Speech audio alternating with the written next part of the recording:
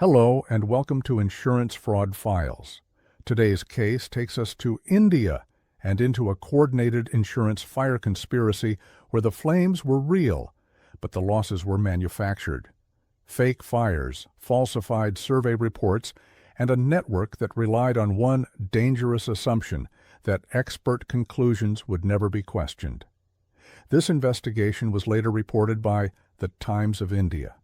The fires appeared routine at first. Commercial premises reported overnight blazes. Damage was documented. Survey reports were submitted quickly. Claims followed a familiar path, supported by what looked like professional loss assessments. On paper, everything seemed in order. But experienced investigators know that fraud rarely begins at the fire scene. It begins in the paperwork. The first red flags emerged when insurers compared survey reports across multiple, unrelated claims. Different locations, different properties, different dates. Yet the language used to describe the damage was strikingly similar. Phrases repeated. Damage classifications matched too closely. Even valuation logic appeared copied, not calculated. That's when the focus shifted from the fire to the experts. In legitimate fire losses, survey reports reflect uncertainty. They describe variability, limitations, and scene-specific observations.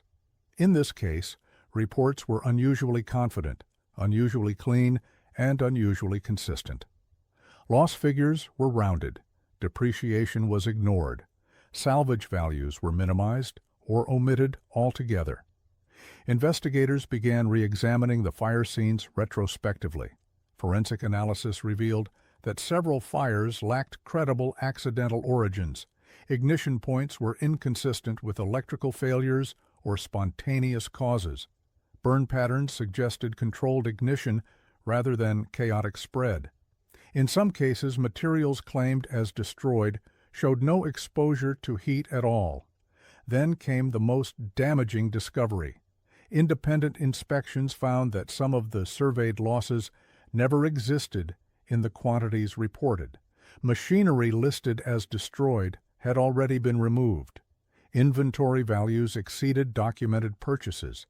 Repair estimates included items unaffected by fire or water.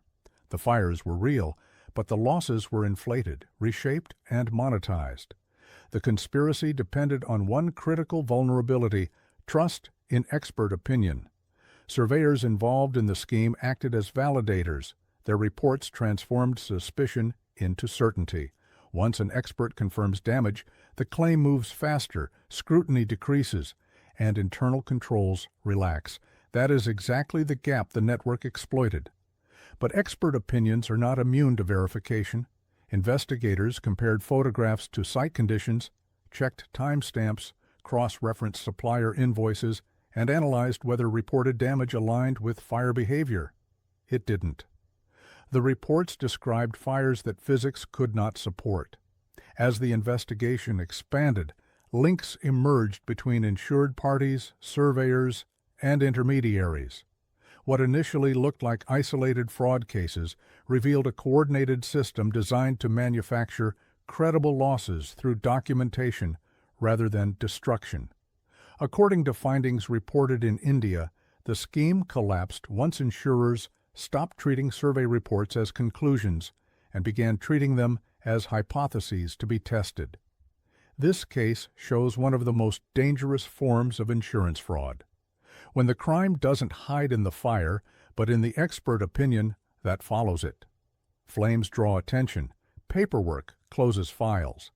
And when reports are trusted blindly, fraud becomes scalable. At Insurance Fraud Files, we focus on how expert conclusions are verified, challenged, and, when necessary, dismantled. Because real investigations don't ask who wrote the report. They ask whether it survives scrutiny. If you are faced with a suspicious claim, incomprehensible losses, or a case that is not supported by facts, Insurance Fraud Files is the place where expertise meets reality. If you need a professional investigation, loss assessment, or expert support in a complex case, do not rely on assumptions. Thank you for watching Insurance Fraud Files. See you in the next video.